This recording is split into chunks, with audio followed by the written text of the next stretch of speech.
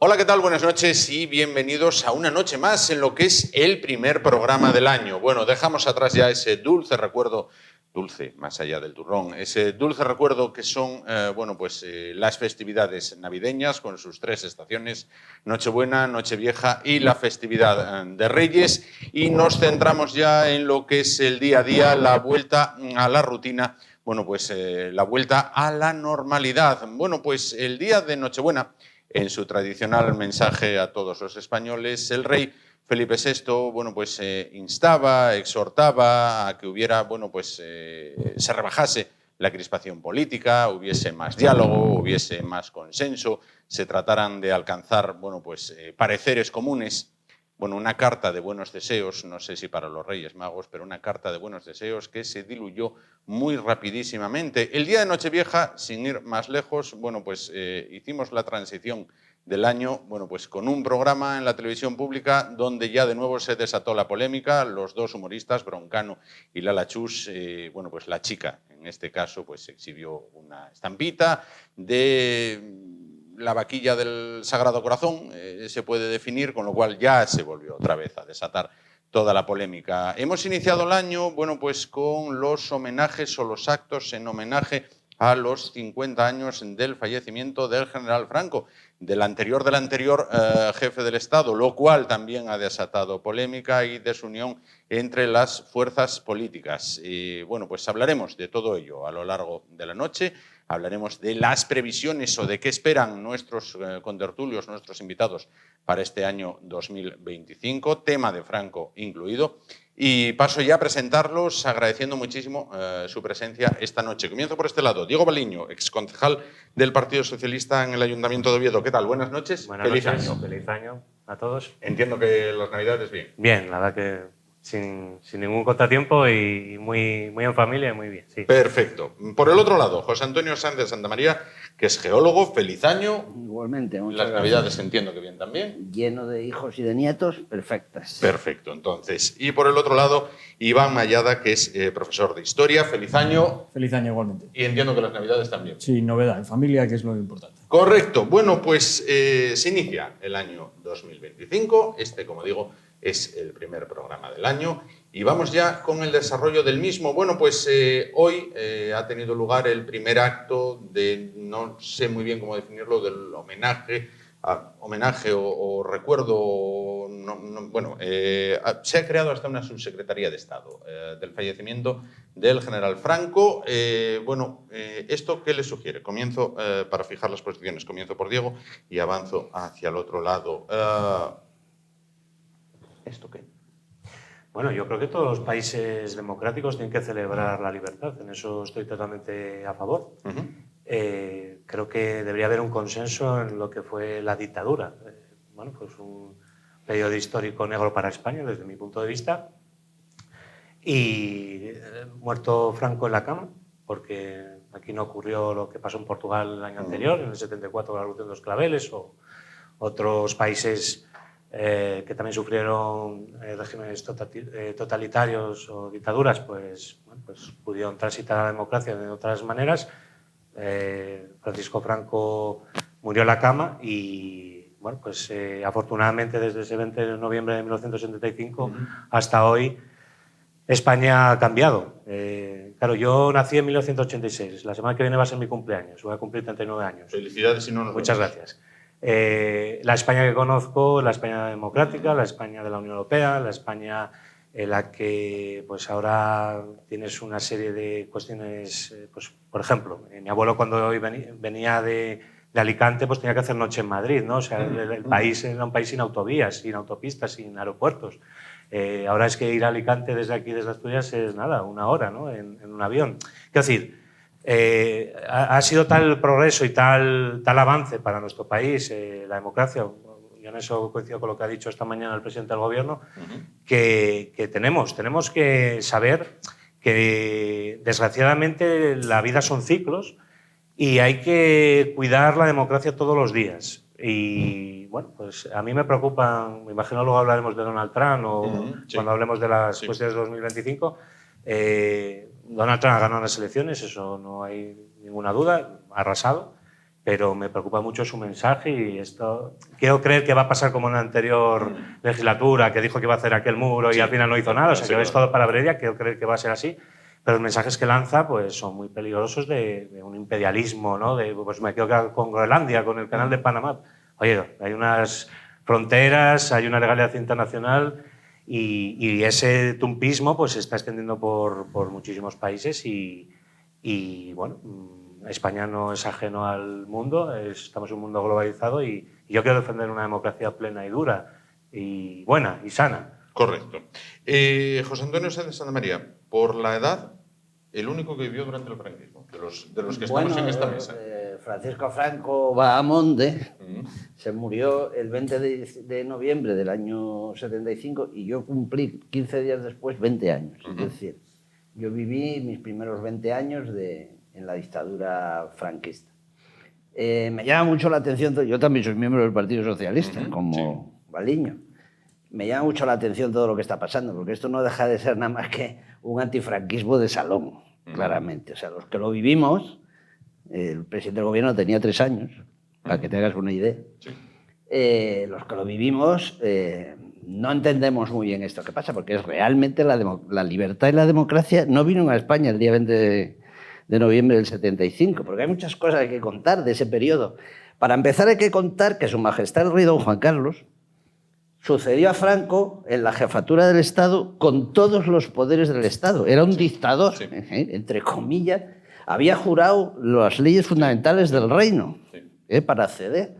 Como también lo hicieron Adolfo Suárez y Torcuato Fernández Miranda, que fue el muñidor de todo. Aquella frase famosa de la ley a la ley. Porque, claro, don Juan Carlos había jurado unas leyes que luego iba a incumplir. Entonces se hizo toda aquella historia de la reforma. Para mí es muy importante, y ya no se conoce, el tema de la harakiri que se hicieron las Cortes franquistas con la ley de la reforma política. Se aprobó esa ley a iniciativa de Torcuato Fernández Miranda, gijonés de pro, y esa ley dio paso a la configuración, a un nuevo gobierno. Hasta entonces había sido Carlos Arias, que había sido el último presidente del gobierno con Franco.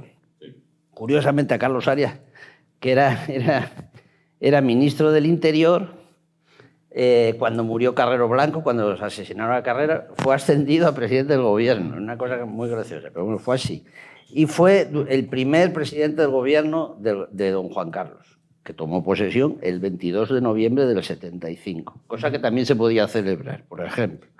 Bien, a mediados del año 76 se aprobó la ley de la reforma política. Los rojos de la época votábamos por la abstención en el referéndum de la reforma política, con una falta de miras muy importante. Pero bueno, yo mismo reconozco que yo era de los que pedían la abstención al referéndum, porque de alguna manera lo que se pasaba era de un régimen dictatorial, se quería transitar a otro régimen sin ruptura, simplemente con una reforma. Sí. Bueno, de ahí vinieron luego el nombramiento de Adolfo Suárez, que era ministro secretario general del movimiento, o sea, no era precisamente tal. Todo esto por detrás estaba el ejército, que en su mayor parte era franquista. Había muy poco, en su inmensa mayoría, había muy poco militar constitucionalista, por decirlo así, ¿no? Y vino Suárez. Y a mediados del 77 pudimos votar las primeras elecciones generales libres en este país y hacer una asamblea o un congreso constituyente. Y luego ya en el 78 la Constitución. Yo era de los más jóvenes que pudimos votar tanto la reforma política, que yo no voté, como digo, como la primera elección del 77 y la Constitución del 78, que es donde don Juan Carlos, cosa que no se alabará bastante, nos cede todos sus poderes al pueblo español. Eso es lo que hay que celebrar. Ese es el momento fundacional de la libertad y la democracia. Lo que se está haciendo hoy, a mí me recuerda, yo tenía 10 años, en el año 64, cuando celebramos los 25 años de paz. En este país se celebraron los 25 años de paz con Franco. Es decir, esto es una cosa muy similar, no tiene ningún sentido, pero ningún sentido histórico, ningún sentido de ningún tipo, porque esos 4 años o 3 años, que fueron muy duros, empezando por ETA, que seguía matando, fueron muy duros. Se consiguió mantener al ejército en su sitio, se consiguió pasar de un régimen a otro, de la ley a la ley, se consiguió que las cortes franquistas se hicieran el harakiri para que pudiéramos seguir, se consiguió un consejo, y debo decir también que el Partido Socialista Obrero Español, al que me honro pertenecer todavía, no tuvo nada que ver en esta primera fase. Luego sí, pero en esta primera fase lo importante era el Partido Comunista, que se pensaba que iba a ser el que iba a tal de la izquierda. Luego hubo una sorpresa grandísima cuando en las elecciones el que salió adelante fue el PSOE y no el Partido Comunista, que quedó con 16 o con 20 diputados, una cosa muy, digamos, casi testimonial. Sí, sí. Entonces, todo este periodo de transición parece ser que ahora se olvida a raíz de un hecho biológico que fue que la tromboflebitis se llevó por delante al jefe del Estado. Nosotros en la universidad, yo estaba en cuarto y teníamos en la cafetería un mapa de Franco. Sí, teníamos un mapa de Franco que nos habían dado los de medicina con todos los órganos. Vale. Y poníamos el hígado se le estropeó el día tal, no sé qué. Firmado el equipo médico habitual. Había un equipo médico.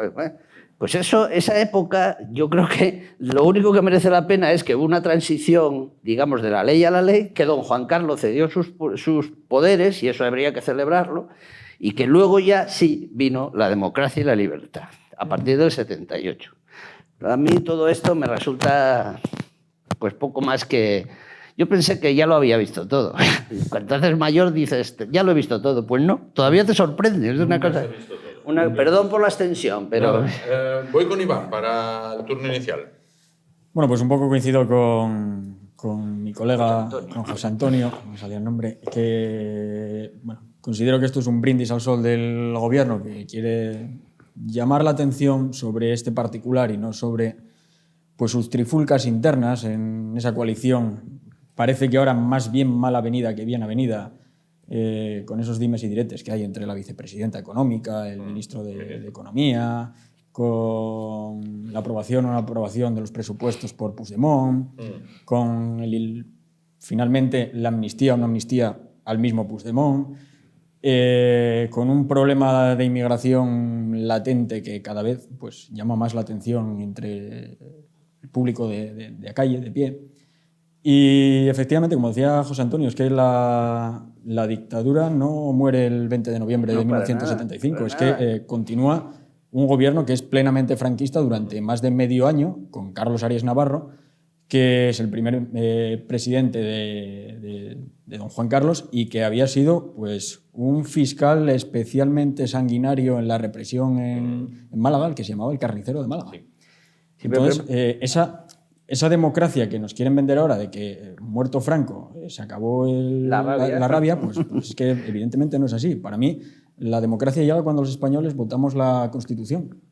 Que es algo que se celebra todos los años desde entonces. Si me permitís una apoyatura, hubo mucha resistencia porque en aquel momento, para nombrar a Torcuato Fernández Miranda presidente de las Cortes, había que presentarle al rey al rey dictador, había que presentarle una terna de candidatos. Esa terna fue muy difícil meter a Torcuato, que era el que el rey quería poner para que pudiera hacer esa transición, la ley de la reforma política y todo esto. Y luego hubo lo mismo, con grandes resistencias de grandes zonas del régimen, para conseguir que en la terna que iba a nombrar el rey presidente del gobierno, una vez que se decide cesar a Carlos Arias, entrara Adolfo Suárez, que no era nada desde el punto de... Luego lo que fue, pero en el momento era el ministro secretario general del movimiento, es decir... Y de hecho hubo un artículo muy famoso de, creo que fue José María de Areilza, que era uno de los popes de la derecha de la época, con Fraga, etcétera, etcétera, que se titulaba ¡Qué inmenso error! Es decir, se pensaba que con ese nombramiento el rey derivaba a una continuidad del franquismo, no a un cambio a una democracia institucionalizada.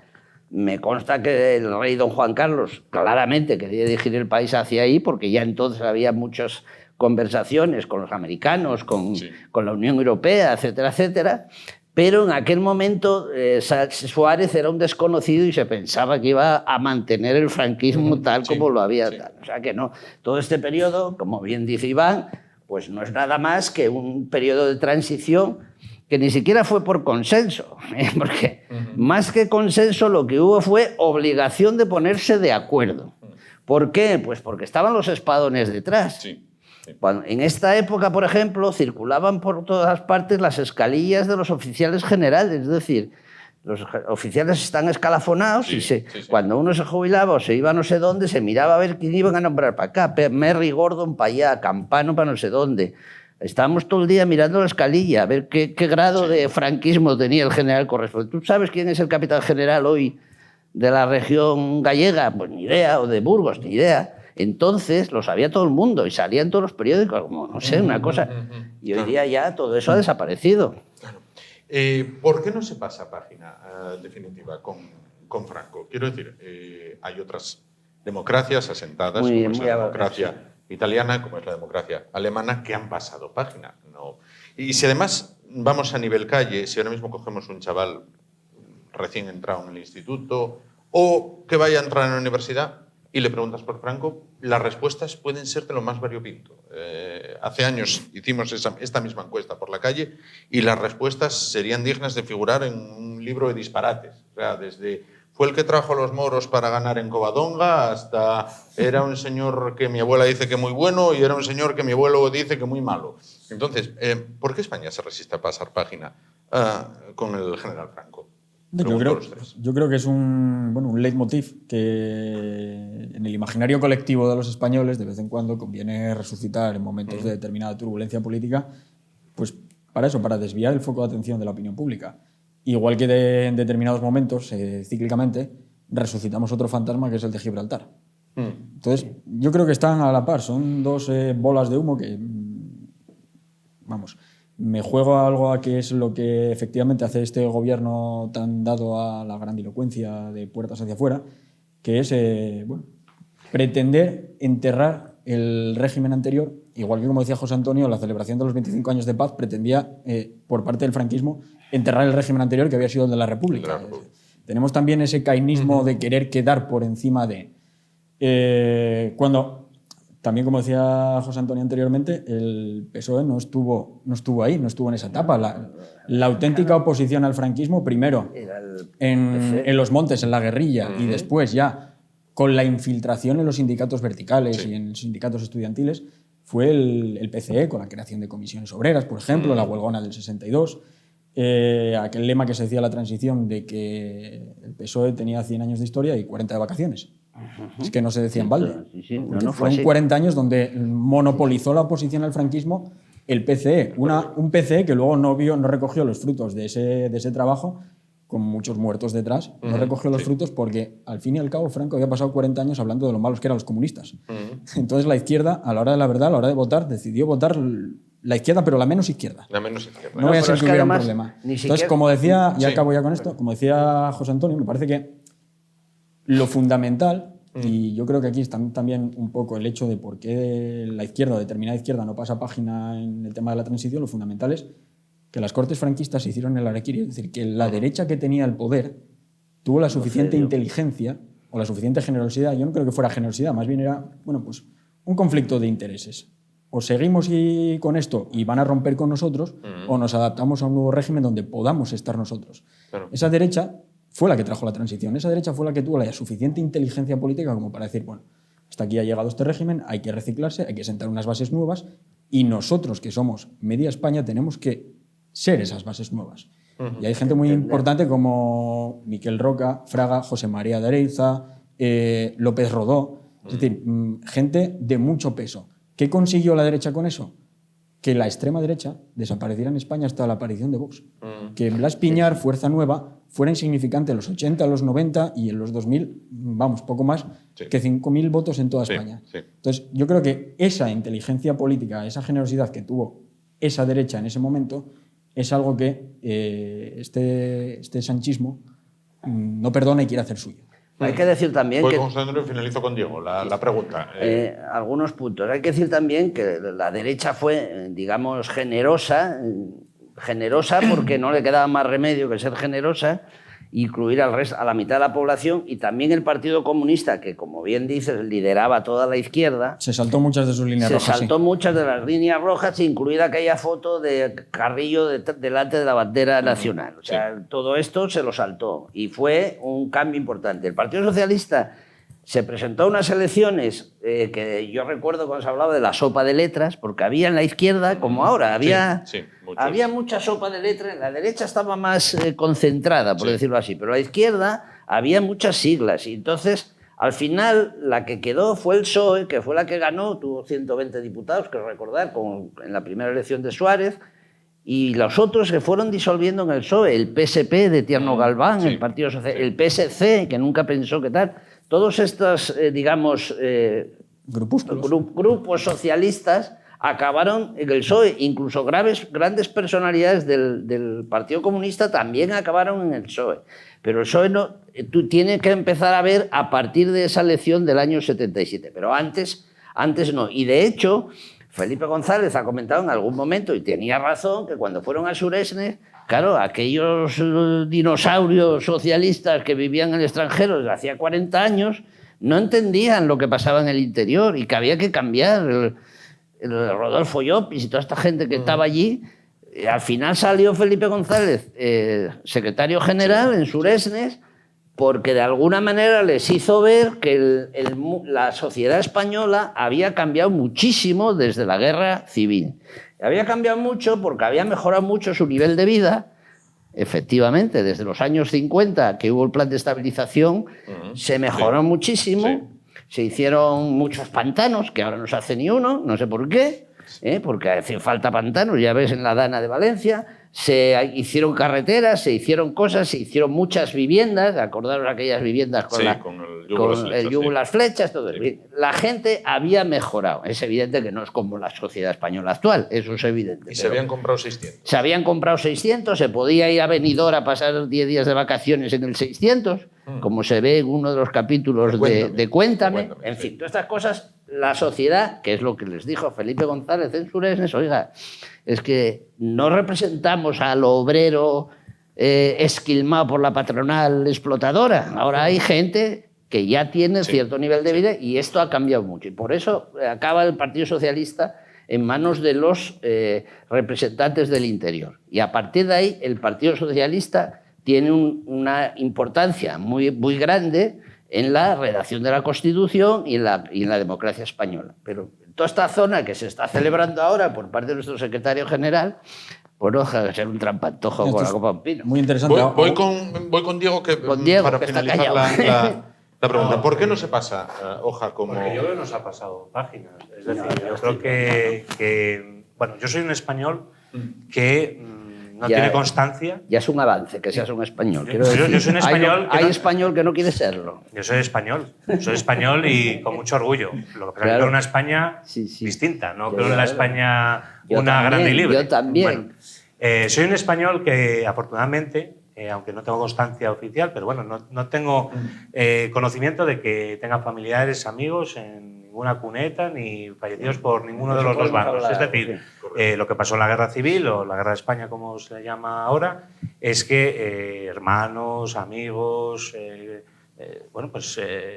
enfrentaron unos a otros y se dividió el país, ¿vale? Entonces, limar todas esas heridas cuesta mucho tiempo. Tiempo y trabajo. ¿Otros países lo hicieron? Pues yo creo que otros países sí que lo hicieron. Yo cuando visito, el último viaje que he hecho es a Ámsterdam. Y vas a Ámsterdam y hay parques donde se honra a los muertos por el nazismo, ¿no? Los asesinados por el nazismo. Vas a Múnich, tengo siempre un recuerdo solo he ido a un campo de concentración, al de Dachau. El día que lo visité, había un grupo de chavales de 8 o 9 años, un colegio allí visitando el campo de concentración. Yo como estudiante aquí en Oviedo, cada vez que voy a la fosa común al cementerio del Salvador, jamás he visto a un grupo de escolares visitar la fosa común y que le expliquen lo que allí ocurrió y por qué están esas personas ahí con esa lápida, ¿no? Gigante y sus nombres y sus edades. No tengo constancia de que en otros países todavía, como pasa aquí en Asturias, se estén levantando fosas a ver si aparecen huesos. Quiero decir, esto es rabriderías, no, es justicia. Sí, esto es justicia. ¿Ha reparado la democracia española todas estas cuestiones? Pues seguramente no. Estoy señalando dos cosas que vamos a ver, siempre hablan de lo idílico que ha sido la transición española. No fue idílico. Yo no la viví, ¿eh? No la viví. No fue idílico. Pero bueno, todo el mundo dice, el mejor ejemplo del mundo es la transición española. Habéis señalado muy bien que desde que muere Franco hasta que se aprueba la Constitución, pues hay un régimen, pues un intento, digamos, de continuar con la dictadura realmente. Sí, sí. ¿No? Pero bueno, aquí todo el mundo habla de que es genial la transición. Tú acabas de señalar los atentados de ETA, los ruidos de sables que había. O sea, era un país muy, muy tenso, me imagino, en aquellos años. Yo no los viví, no lo puedo hablar en primera persona, pero por lo que parece. Entonces, ¿necesitamos rendir homenajes a los que luchan por nuestra libertad? Yo creo que sí. Necesitamos conocer la historia de lo que ocurrió y, repito, el problema es el futuro que tenemos. Yo creo que lo que tenemos que aprender de las enseñanzas del pasado es hacia dónde vamos en el futuro. Y hay un peligro ahora mismo en el futuro, no solo en España. Yo creo que a nivel planetario, a nivel mundial, hay una regresión de políticas, hay una vuelta de un ciclo de lo que ocurrió hace 100 años. Ahora hay elecciones en Alemania. El partido de Alternativa por Alemania pues va a sacar un buen resultado por las encuestas. En Austria va a entrar por primera vez la ultraderecha en el gobierno. Trump va a llegar dentro de 2 semanas a la presidencia de Estados Unidos. Yo estoy preocupado por el futuro. La democracia española y todas las democracias hay que cuidarlas todos los días. Todos los días, pero como bien dices, hay que homenajear a los que lucharon por la libertad. Bueno, yo era estudiante, me puedo incluir. Pero quiero decir, es que Manuel Fraga luchó por la libertad y yo soy del Partido Socialista, vuelvo a decir. Es que Adolfo Suárez luchó por la libertad. Es que hubo mucha gente de derechas que luchó por la libertad. O sea, no podemos patrimonializar esto. Yo considero, como español de aquella época, que España ha pasado ya de la guerra civil. Todo este revival no deja de ser eso, un revival organizado con no sé yo con qué intenciones. Claro, y hubo mucha gente que luchó por... Es evidente, estoy de acuerdo en que este país tiene una asignatura pendiente con las cunetas. Eso es cierto, hay que dedicar un presupuesto general del Estado durante 10 años, una partida, a sacar a todo el mundo de las cunetas. Sean 100.000, que se ha dicho, sean 25.000 o sean 250.000, que me da lo mismo. Hay que sacarlos a todos, incluidos algunos de derechas, que también estará. Bueno, todo eso me parece muy bien, pero yo creo que salvo esa pequeña cosa, no está bien quitar lápidas, no está bien quitar calles. El coronel Aranda, le han quitado la calle al coronel Aranda. Bueno, pues si el coronel Aranda no llega a resistir el sitio que resistió, yo no estaría aquí porque mi padre era defensor de Oviedo. Fíjate tú por dónde. Es decir, me hubieran fusilado a mi padre y por tanto a todo mi linaje. Eso no pasó. O sea, quiero decir que todo esto no deja de ser más que una cosa de unos contra otros otra vez, que, joder, que ya cansa, la verdad es que cansa. Yo tengo 69 años y llevo oyendo de la guerra civil 69 años, que ya está bien, joder, que nosotros tenemos, como bien dices, otros problemas. Que si arreglar medio Valencia, que ha quedado como ha quedado. Que si, qué sé yo, extender las líneas de AVE, tener un plan hidrológico nacional, hacer 250.000 casas al año para que baje el precio del alquiler. Es que esos son los problemas. Es que hace ya 50 años que murió Franco y 90 que acabó la guerra. Coño, que es que ya está bien de toda esta historia. Y lo digo desde una postura de izquierdas. Aquí lo que hay que centrarse es en el español de ahora y en el del futuro. La ultraderecha, ¿por qué crece? Porque la ultraizquierda se pone donde no debe también, porque hay que decir que hay mucha gente de derecha que está yendo para allá porque tenemos una ultraizquierda a nuestra izquierda, que está jorobando bastante al personal. Porque claro, tú le estás metiendo cosas a las empresas que no pueden hacer, como hace la Yolanda. Bueno, la Yoli es una cosa impresentable, por favor. Dejemos un poco al país que funcione, que ya está bien de guerra civil, hombre. Perdón por la diatriba, porque...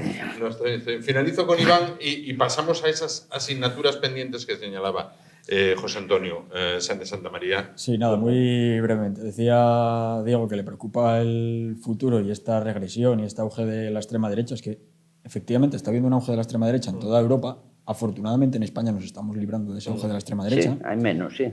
Pero es que hay que pensar también ese auge de la extrema derecha, ¿de dónde sale? Sí. O sea, ese auge de la extrema derecha, o de lo que ahora llamamos extrema derecha, que en realidad hace 50 años sería una derecha normal, o hace 20 años sería una derecha normal, no van saludando brazo en alto con esvásticas, es una reacción a determinados presupuestos que desde hace unos 10 años esta cultura woke está imponiendo a diestro y siniestro, haciendo comulgar a mucha gente con ruedas de molino, a gente que ha estado acostumbrada a unos presupuestos culturales, sociales, económicos, políticos, toda su vida, porque son de los que emanan de la tradición romano-cristiana, y ahora de repente toda esa cosmovisión se pretende derribar y se pretende imponer desde arriba, desde las élites. Entonces, hay mucha gente que reacciona contra eso.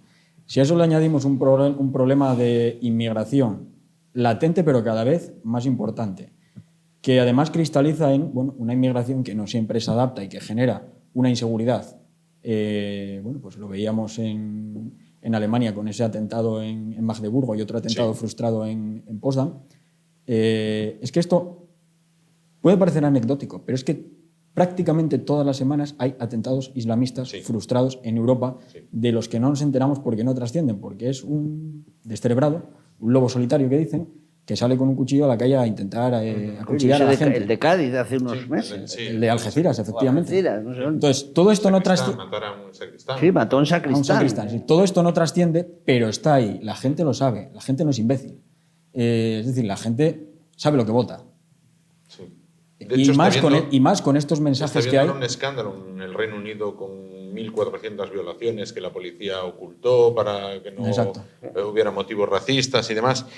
Es que llama mucho la atención que es una población que no deja de ser minoritaria, pero la comisión de delitos que al final, cuando acabas viendo qué etnias o qué grupos cometen estos delitos, ahí sí son mayoritarios. Que es gente que viene con otros presupuestos mentales. Yo no tengo nada en contra de la inmigración, es decir, tenemos un problema de natalidad bastante acuciante, pero sí me gustaría que fuera una inmigración ordenada y que fuera gente que viniera con unos presupuestos culturales acordes a los nuestros. Es decir, que no hubiera un salto cultural tan brutal. Bueno, vamos a dar, aunque sea momentáneamente, carpetazo al tema de Franco. Por favor. Volveremos a ello en sucesivos días, porque es un tema que cada día nos trae un capítulo. Va a ser todo el año, creo, ¿no? Va a ser todo el año. Esto se va todo el año. Cada mesa puedes ver. Que va a haber 100 actos, es decir, tocamos 2 actos a la semana, más o menos. Más o menos. No sé cómo hay acto para tanto. Pero bueno, y vamos con lo que son los retos que presenta 2025. Los apuntaba algunos de ellos José Antonio Sáenz de Santamaría. Comienzo por Diego. Diego, ¿en dónde consideras que se debería incidir con mayor premura, con mayor intensidad, con mayor urgencia en este 2025 que recién comienza? ¿Dices a nivel mundial? Primero España, luego España. Bueno, a ver, yo creo que urge un presupuesto, ¿no? A nivel de España. Parece que está un poco atascada la cuestión. Yo con Pedro Sánchez no coincido en una cuestión. Creo que hay que gobernar con el Parlamento. Es decir, claro, me refiero. Obviamente se puede gobernar sin presupuestos, obviamente se puede gobernar sin hacer leyes, pero lo que se trata en una legislatura. Lo normal sería. Lo normal es tener una estabilidad parlamentaria, y sacar adelante toda la legislativa, los proyectos legislativos que y entre ellos el presupuesto, ¿no? Entonces, para mí eso es primordial.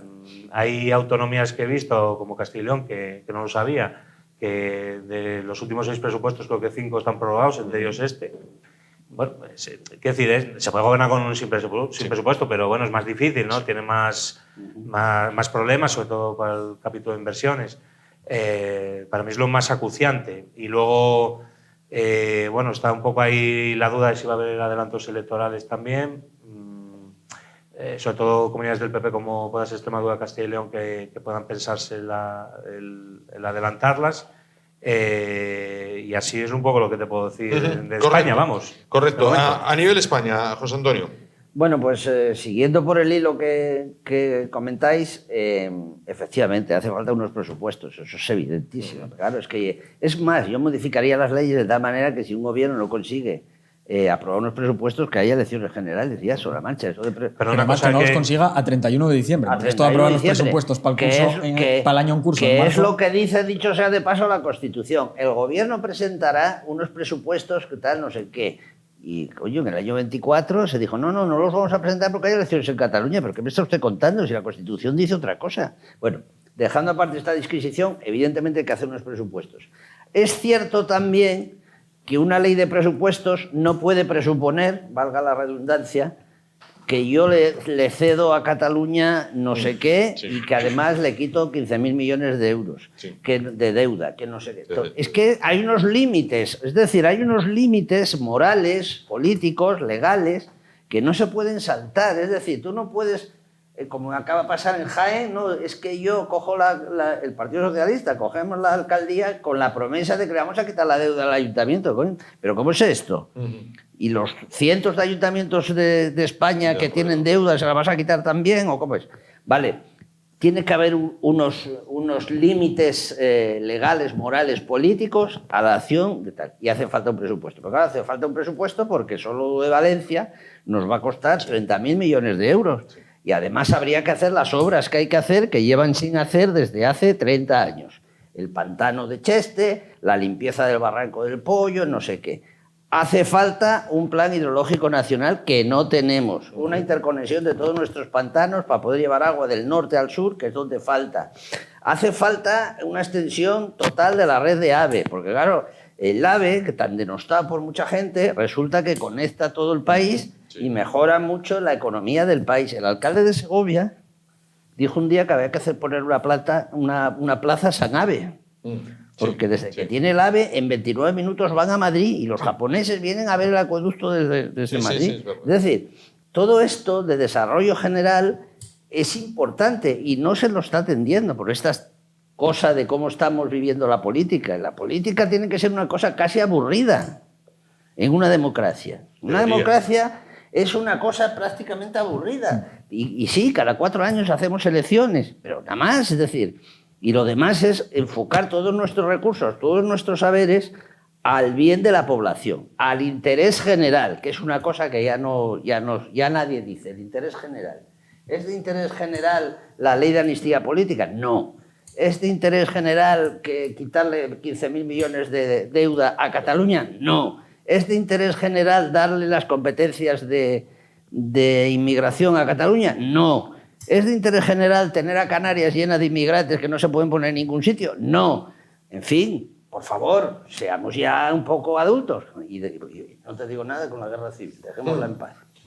Iván, prioridades para este año. Bueno, para 2025 yo creo que hay 4 grandes retos que uno no se va a cumplir. Es que no se va ni a barajar.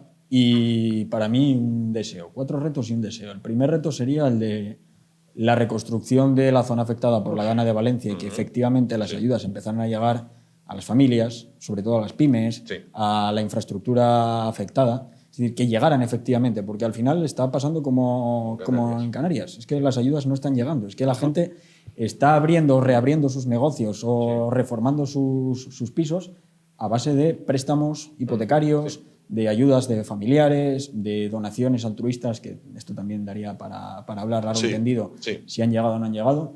Ese creo que es el reto principal. Al final no deja de ser una comarca enorme, enorme toda la Horta Sur de Valencia, con cientos de miles de personas afectadas. El segundo reto creo que es el de la inmigración en Canarias, que me parece de una cuestión simplemente humanitaria. Es que se están muriendo miles de personas ahogadas en una travesía que es peligrosa, para llegar a un lugar que ellos al final creen que es la meta soñada y que no acaba siendo la meta soñada, porque muchos utilizan España como punto de apoyo para saltar a Francia, a Alemania, países más desarrollados. Pero es que al final esa gente acaba, insisto, no encontrándose, no siendo partícipe ni de un lado ni de otro. Con lo que eso supone también para los países de origen, porque la gente que emigra son los más capaces. Se quedan las mujeres, se quedan los niños, se quedan los ancianos. Emigran precisamente los que están capacitados para levantar la economía de esos países, para emprender, para trabajar.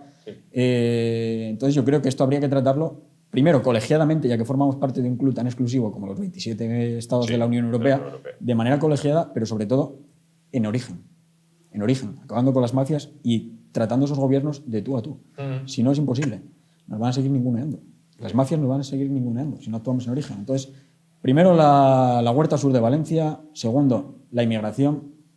Tercero, creo que habría que hacer un plan de infraestructuras donde efectivamente se abordara el AVE, pero sobre todo se abordara las cercanías. Sí. Porque es que el AVE, sin cercanías, No vale. pues a un paisano que quiere ir de Grao a Madrid, bueno, pues ya no tienen que ir de Grao a Oviedo.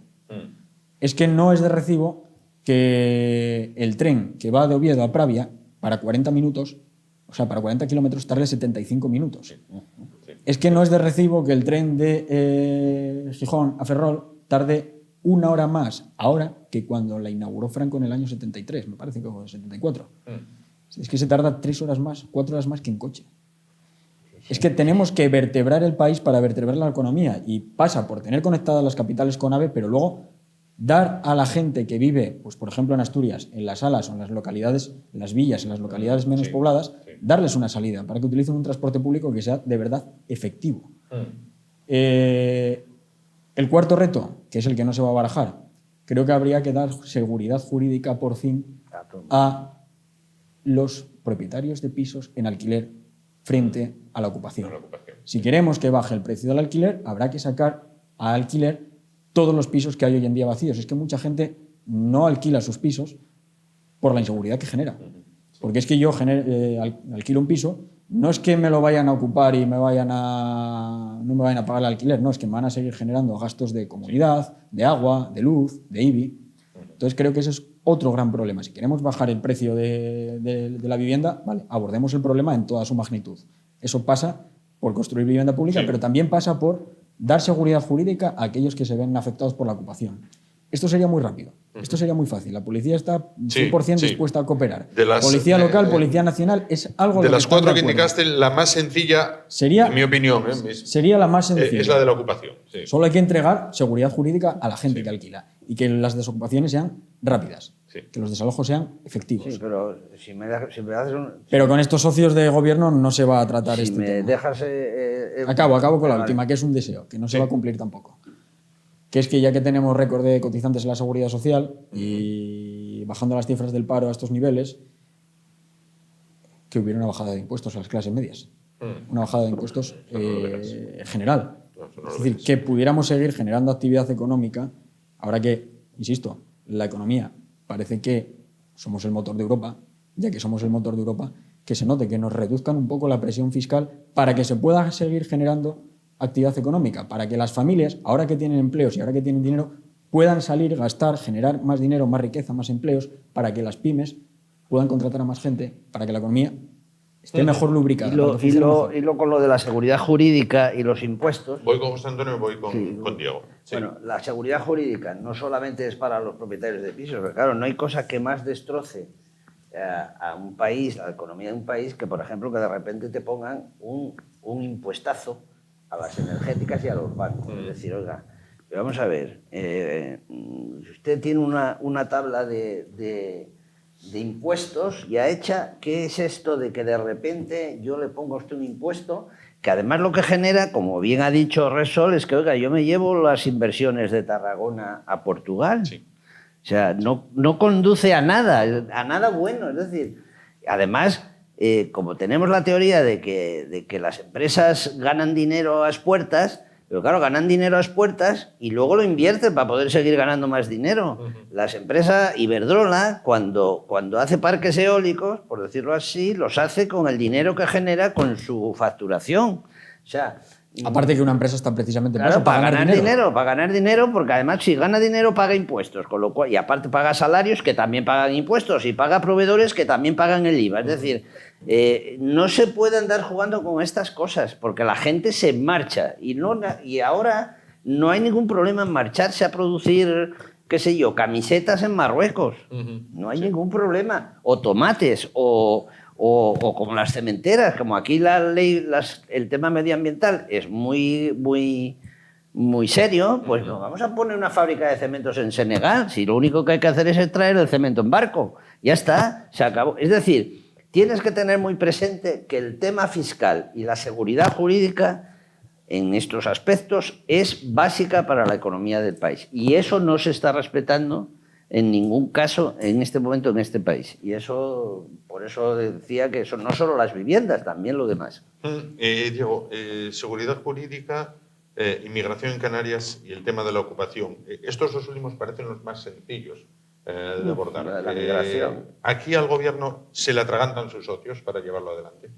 Para poder solucionar. Bueno, a ver, yo no digo que no haya problemas, pero sí que me parece, por ejemplo, muchísimo más grave en España la violencia machista y no está, por ejemplo, en... Es decir, que a veces ponemos en el foco de los debates la inmigración, ¿no? Y entonces están nuestros barrios llenos de delincuencia. No, mira, no. No, yo no iba por ahí. No lo digo por ti, De hecho, ni mucho menos. Voy a hacer un... No lo digo por ti, Iván, abrir mucho un paréntesis para que veamos la importancia. Se calcula que todos los años mueren en el Mediterráneo 10.000 inmigrantes ahogados, de los que además no sabemos nada, porque estos son cifras que no son cifras exactas. Asesinatos machistas en España, yo no por menospreciarlos ni por quitarles importancia, me parecen abominables, hay 50. Es decir, me parece que el peso de un problema sobre el otro es aplastante. Insisto, sin querer quitarle importancia a uno, que me parece, ya digo, abominable y despreciable, pero es que hay cuestiones más acuciantes. No me refería a tu discurso, me refiero al discurso contra la inmigración. Obviamente lo que has señalado de los cayucos que parten de África al Hierro, ¿no? Que parece que es la ruta más frecuentada y todavía esta mañana he visto una foto de un niño naciendo en el cayuco que llegó a España. O sea, es tremendo y seguramente es que no tienen otra alternativa a esas personas que bueno, se arriesgan a morir en el mar a intentarlo por la desesperación que tienen. O sea, no minusvaloro el problema. Yo conozco Ceuta y Melilla, en las Islas Canarias nunca he estado y es verdad que bueno, notas allí la presión que ejerce la inmigración y luego, a mi juicio, la falta de solidaridad de las autonomías españolas con estos tres territorios españoles, ¿no? Con Ceuta, Melilla y Canarias, que cuando piden ayuda los demás se lavan las manos y no quieren, bueno, pues... vamos a decir, acoger a gente porque luego se crea ese problema, ese caldo de cultivo de pues están inmigrantes en mi barrio y a ver qué van a hacer y qué van a dejar de hacer.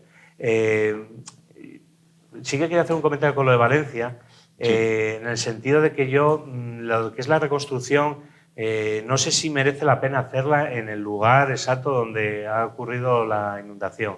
Porque si vuelve a haber estos casos, o no sé si tan violentos como tanta agua que cayó, pero bueno, quiero decir, ¿merece la pena invertir dinero y gastarse dinero en un lugar que ya se ha inundado y que, bueno, esto lo sabrá mejor él, claro, pero no, quiero decir, yo estoy a favor de que hay que ayudar a las familias, reactivar la economía, eso estoy tanto a favor, pero que no tengo tantas seguridades que lo tenemos que hacer en el mismo lugar de donde vivían. Primero hay que decir varias cosas. Primero, por una política irresponsable de nuestros políticos, se ha construido donde no se debía. Eso es evidente. Eso está claro. Eso es evidente. Se han hecho aparcamientos subterráneos donde no se debía, excepto el del IKEA. El IKEA dijo, oiga, mire, yo voy a poner una planta baja de aparcamiento y ahí se salvó mucha gente en el primer piso. Pero bueno. Entonces, todo esto habrá que reconducirlo, eso es evidente. O sea, hay que cerrar los garajes subterráneos. Eso es una cosa tan evidente porque hayan muerto 40 personas en los garajes subterráneos. Muertes estúpidas, prácticamente, claro. Segundo, hay que limpiar los cauces. Diga lo que diga el ecologista de turno. Hay que limpiar los cauces. Y no solo hay que limpiarlos, sino que además hay que dragarlos y profundizarlos para que quepa más agua. Hay que poner las presas que haya que poner, habrá que mirar cuántas son y dónde tienen que estar, y hay que tener unos sistemas de alerta como es debido. De tal manera que si en la presa de Forata 2 días antes se dijo que iba a llover mucho, porque iban a llover 200 litros por metro cuadrado, luego llovieron 500, y tenía 5 hectómetros cúbicos, en esos 2 días había que haber sacado los 5 hectómetros cúbicos para poder aguantar mejor de lo que se aguantó. Y aún así se aguantó. Es decir, hay que hacer lo que hay que hacer. Y evidentemente, en los cauces que pasan por los pueblos, habrá que demoler una fila de casas para ampliar los cauces y defenderlos y hacerlos de hormigón, cosa que a los ecologistas les llama mucho la atención, Pero es que la naturaleza es así, la naturaleza es así, no es amable ni nada. La naturaleza es absolutamente destructiva para el ser humano. Es decir, si tú pones alrededor del cauce del Pollo unas casas, en algún momento de los próximos 100 años se las va a llevar. Punto. Luego no las pongas, no las pongas. Haz pozos de tormenta. En Gijón hay pozos de tormenta, en el Piles. Sí. En Madrid. En Madrid hay un pozo, no es un pozo, es un estadio prácticamente, para evitar esto precisamente. Es decir, se pueden hacer cosas, se deben hacer cosas, pero claro, aquí estamos paralizados porque no sé quién dice que lo que hay que hacer es renaturalizar el Turia y renaturalizar el Barranco del Pollo y que no se pueden quitar los cañizos.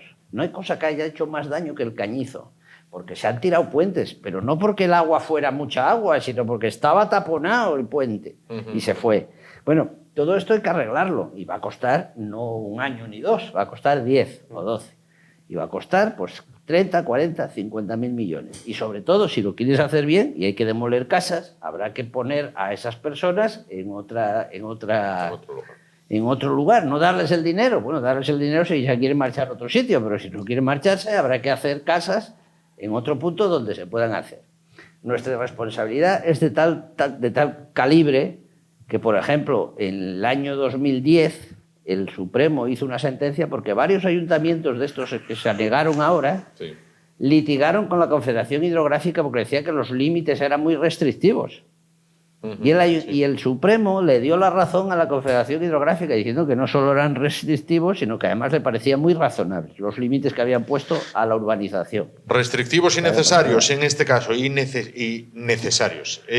Si echamos la vista, pues la lista de prioridades o deseos de nuestros invitados para este 2025 en lo que respecta a nuestras fronteras, si echamos la vista un poquito más afuera, bueno, pues nos encontramos con Donald Trump, que como bien decía Diego, dice, Groenlandia y el Canal de Panamá. Bueno, esto a priori suena como, ¿por qué? Bueno, pues seguro que todo tiene un porqué. Nos encontramos un mundo tremendamente tensionado.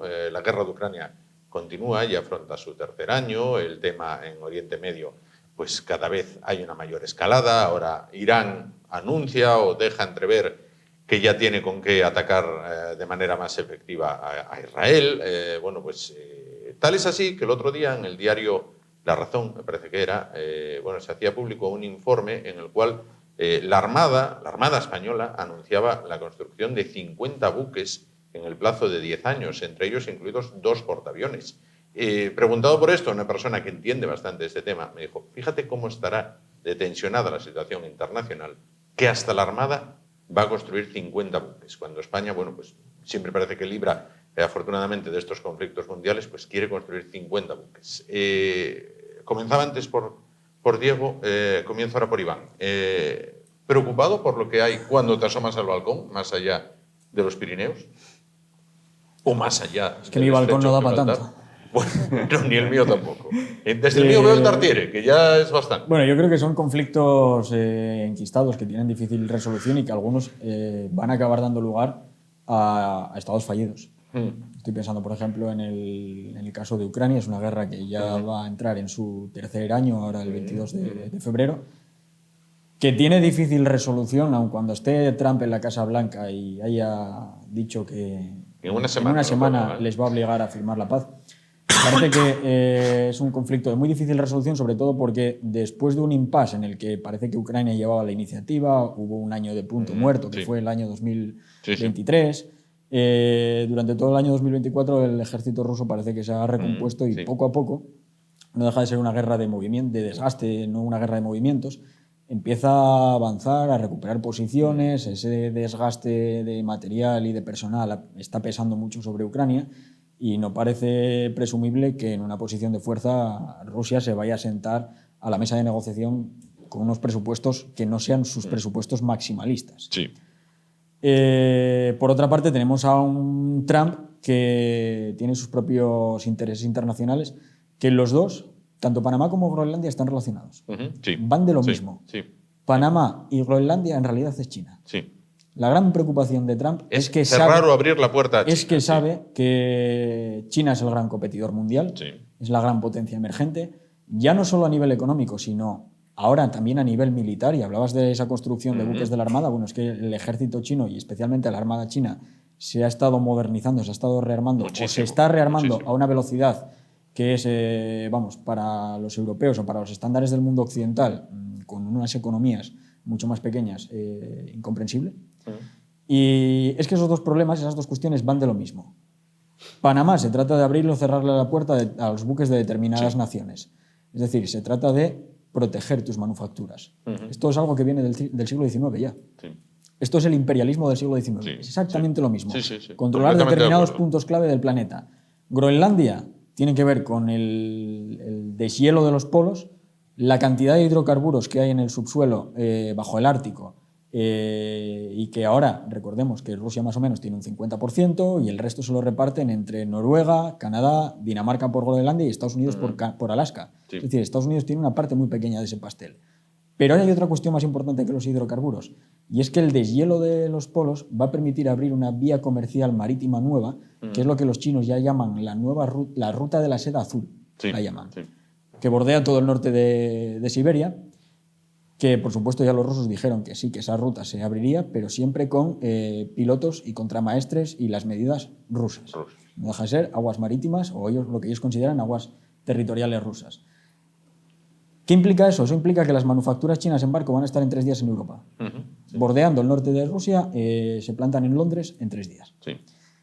Eso va a hacer lo que los grandes imperios, por ejemplo, lo que Inglaterra temía de Rusia en el siglo XIX, y es que encontrar un acceso al Mediterráneo e inundar a Europa de manufacturas que compitieran con las suyas. Esto es lo que trata de frenar Trump. Ahora el dominante no es Inglaterra, es Estados Unidos, la amenaza no es Rusia, es China, pero son los mismos actores en el mismo escenario. Es exactamente lo mismo. Hablamos de lo mismo. Hablamos de dinero. Hablamos de dinero.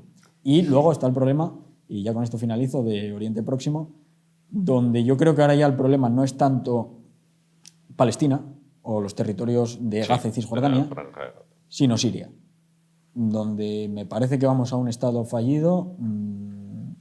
Un estado que además no es un estado homogéneo, porque ahí tenemos una minoría tenemos una mayoría de musulmanes suníes, tenemos una minoría de chiíes, pero es que tenemos una minoría de alauitas, que no son musulmanes del todo, tenemos drusos, tenemos cristianos, tenemos musulmanes que son suníes, pero que son kurdos, es decir, son musulmanes suníes de etnia no árabe. Hay una amalgama tremenda. El problema está enquistado, y yo creo que vamos a una situación de guerra abierta entre todas las partes, con además Irán queriendo meter su zarpa por un lado, Estados Unidos patrocinando a los kurdos, Turquía intentando también crear una zona buffer, una zona de seguridad en su frontera.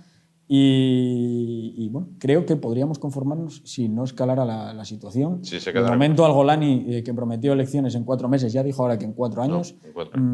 Yo me conformaría con que no fuéramos a un Estado Islámico nuevo. Al final, este fulano, no lo llamo ni señor, este fulano viene donde viene de decapitar a gente, viene de luchar en las filas del Estado Islámico, antes en Al-Qaeda, es decir, aunque la mona se vista de seda, el historial es mona se queda, aunque se ponga una corbata y se quite el turbante, a mí no me engaña. José Antonio.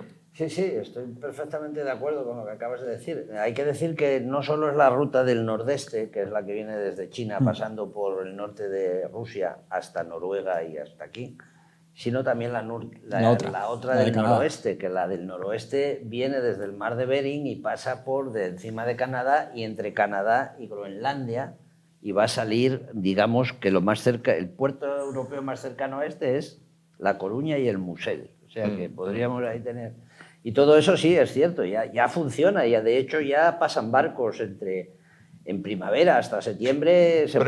Le interrumpo un momento y pregunto desde la más absoluta ignorancia. ¿Los hielos ahí permiten el paso todo el año o hay periodos en los que el paso está cortado? Los hielos permiten es que precisamente el paso. Una de las cuestiones que son interesantes en este asunto es que Rusia tiene posiblemente el único gran rompehielos del mundo, que es capaz de mantener esa vía abierta todo el año. Invierno. Correcto. Me parece que se llama el Lenin. Sí, además es atómico, es nuclear. Como no puede ser menos. Sí, la ruta del noroeste es operativa, digamos, desde mayo hasta septiembre. El hielo se retira y de mayo a septiembre.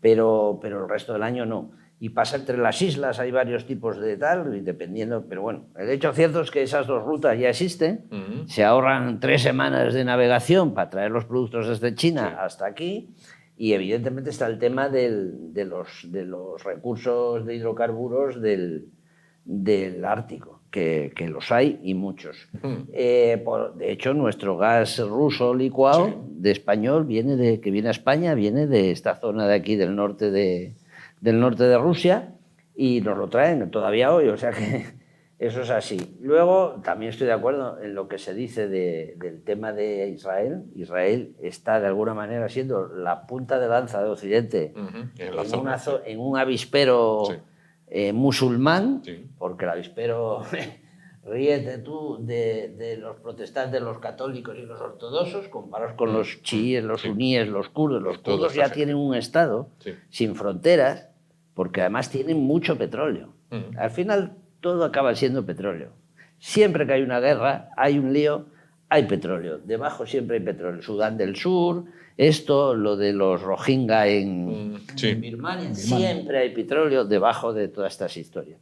Bueno, lo de Groenlandia, porque claro, no solamente es el petróleo, el gas y las comunicaciones, es también nuestra tecnología.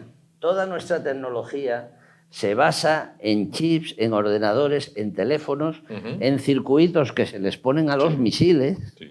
No solo es de uso civil, es que son de uso militar. Y todo eso lleva galio, germanio, antimonio, lleva todo este tipo de sustancias, paladio, níquel. ¿Dónde se producen? Pues, por ejemplo, en China. El 90% de nuestras importaciones de este tipo de materiales vienen de China, no porque solo China las produzca, sino porque casi todas se refinan en China. ¿Por qué? Porque los procesos de refino de estos elementos son altamente contaminantes y en China no hay ningún problema con la contaminación. No importa. Y entonces, ahora mismo, en el frente sur del Donbass, a las afueras de Kurahove, hay un yacimiento que está a unos kilómetros de las líneas de frente, es decir, va a ser tomado por Rusia en unos días, unas semanas, más bien unas semanas, que es el mayor depósito de litio de Europa. Sí. Es decir, es que nos estamos moviendo por unas cuestiones geopolíticas. El segundo está en cáncer y no se explota por temas pero que al final acaba siendo dinero. ¿Cómo lo ves? Bien, ¿Vale? bien. ¿Cómo lo ves? Malo, Bien, ¿no? Vale, bueno, pues todos estos materiales se refinan en China y no es que sean... que podamos usarlos, no es que somos dependientes de estos materiales para todo. Sí. Siempre lo cuento, las turbinas eólicas, el acero de los imanes de las turbinas eólicas, cuando lo dopas de neodimio, que es una tierra rara, aumentas por 4 la potencia del aerogenerador. Sí. O sea, un generador de 10 megavatios lo conviertes en uno de 40. Simplemente por poner en el acero unos átomos de neodimio. ¿Y cuánto se produce? 20.000 toneladas. ¿Quién las produce? China. Sí. ¿Cuántos aerogeneradores hay en España y en Europa? Te puedes imaginar. Entonces, todas estas cosas pasan. Ya la Unión Europea está buscando este tipo de materiales para explotarlos dentro de la Unión con la cosa de que en 2030 a ver si producimos el 10%. Y uno de los sitios donde sí lo hay es en Groenlandia, por ejemplo. Hay varios sitios, por ejemplo en Groenlandia, en el sur de Argentina y en Bolivia para el litio y el cobalto, en fin, todo esto se sabe, todo esto se está haciendo. ¿Se sabe dónde está? Bueno, pues aquí somos incapaces de poner en marcha la mina de Salave, por ejemplo. Entonces, te cuento, la semana pasada China prohibió exportar antimonio, galio, germanio y grafito natural. Eso está prohibido, ya no lo podemos importar. Y esta semana China, en respuesta a nuestros aranceles a los coches eléctricos, ha prohibido exportar baterías. O sea, la guerra es total. Y hay una cosa de la que no hablaste que va a ser, a mí me tiene muy preocupado, que es el tema de China y Formosa y el estrecho de Formosa, que está altamente militarizado y que cualquier día va a haber un choque entre una fragata americana y una china y se va a montar un lío pistonudo. Tampoco te creas que se va a montar tanto lío. Hace unos 5 o 6 años un submarino nuclear chino chocó con un submarino nuclear francés. Esto de que choquen dos submarinos pasa mucho. Ha pasado mucho. Sí, pasa mucho. Sí. Y no pasó nada. De hecho, no trascendió a la opinión pública, pero es verdad que pasó. Sí.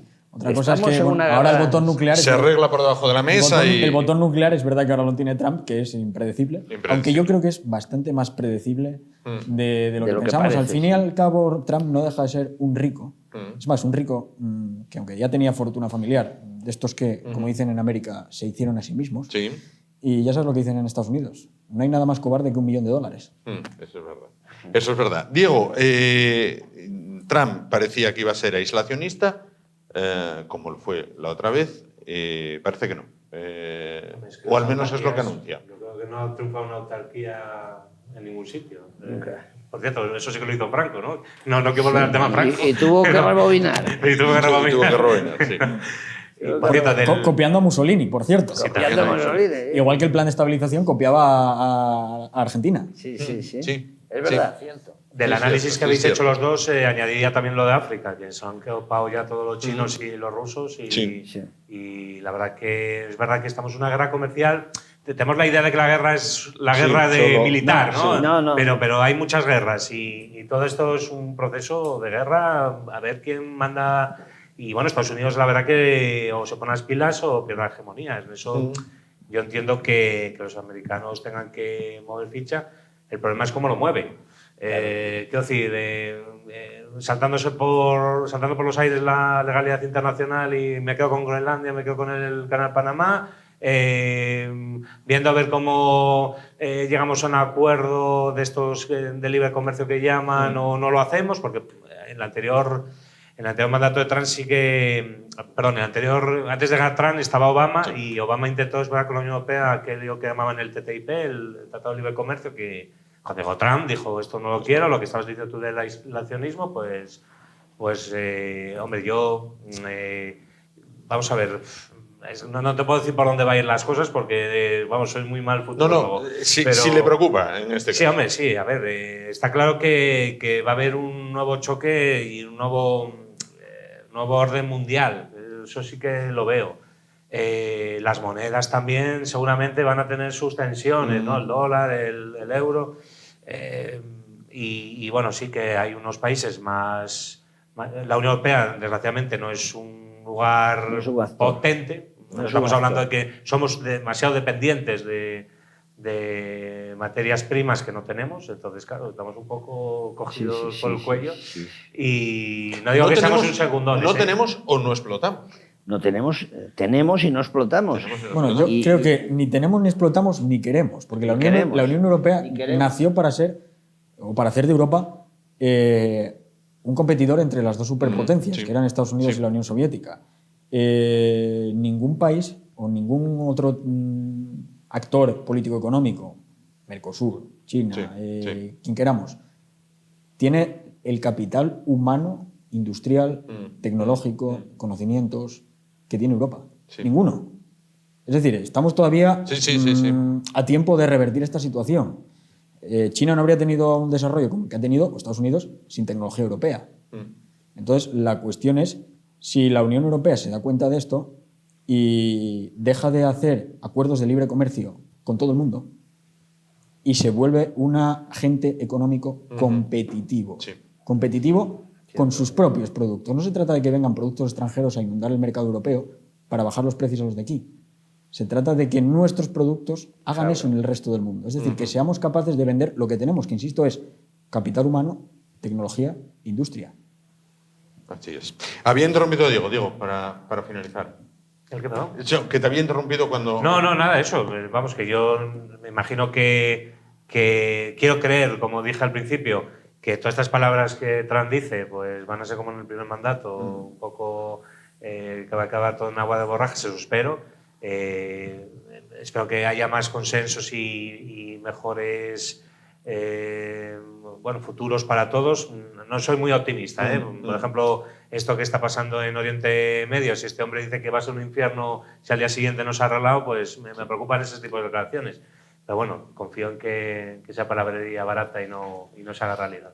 Yo, si me permites, quiero decir, antiguamente, y digo antiguamente, en los años 80, 90, por ahí, poco antes de la caída del muro, el mundo era muy predecible, porque había el bloque occidental y el bloque soviético, Y unos éramos amigos de unos y nos peleábamos, ¿vale? Y había buenos y malos. Había buenos y malos, Sí. hasta en las películas, vale, Sí. muy bien. Hoy día no existe nada de esto. Vivimos en un mundo gris, no es un mundo blanco y negro. Hay una escala de grises. Mucha escala Hay de una grises. escala de grises. Y nadie sabe quién es tu amigo ni quién es tu enemigo, y además todo el mundo intenta aumentar su influencia por la vía de los hechos, pero no de los hechos militares, que es lo menos importante, por la vía de los hechos económicos, de materias primas, por ejemplo, hablamos de África. África está colonizada por China. Es que los chinos compran hectáreas y hectáreas de terreno y no es que los planten, es que traen a chinos para que planten el maíz que va para allí o lo que sea, la harina o lo que sea.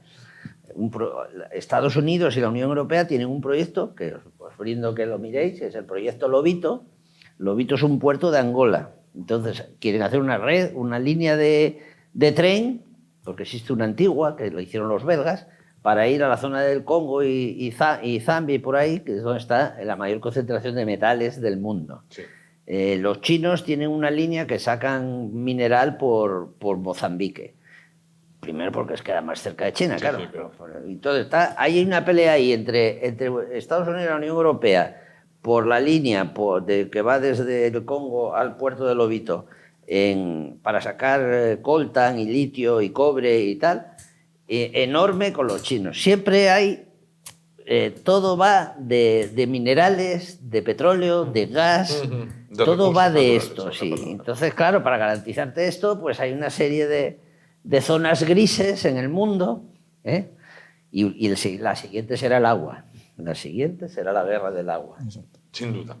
Bueno, para finalizar, porque llegamos casi al final, les planteo a los contertulios dos preguntas muy rápidas, prácticamente de contestación telegráfica.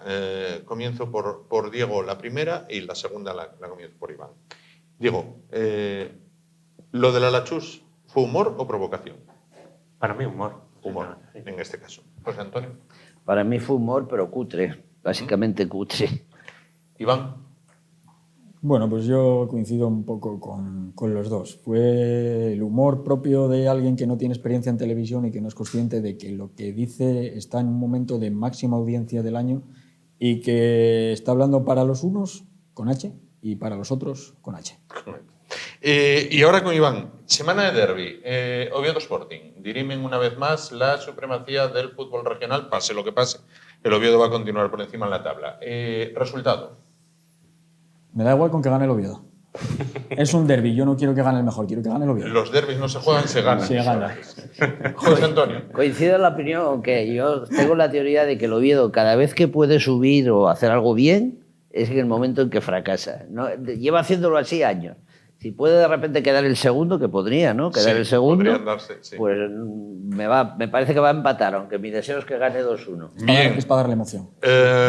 Y finalizo con Diego. Yo siempre apuesto al Jorobu, o sea que un 5-0. Madre mía. Al Real Oviedo, sí. Madre mía. Siempre me apuesto. Tremendamente optimista. Bueno, pues con esos buenos deseos de buenos oviedistas, llegamos al final del programa de hoy, del primer programa del año. Recuperamos ya poquito a poco la normalidad en la programación y también en el ritmo diario. Gracias a los tres por estar con nosotros. Gracias a ti. Gracias, muchísimas gracias por haberse desplazado hasta aquí esta noche y a ustedes por estar con nosotros una noche más. Volvemos el próximo martes, mañana jueves, en el programa de La Caja Negra, en el programa de Javier Neira. El tema que se tratará será el de la rivalidad Oviedo-Gijón, no en cuanto al derbi de si hay que jugar con 3 delanteros o la defensa adelantada, no, sino historia en 2 ciudades. En este caso, Oviedo-Gijón, Gijón y Oviedo, bueno, pues lo que es la rivalidad social, la rivalidad de calle. Hasta entonces, gracias por su atención, ánimo y adelante. Buenas noches.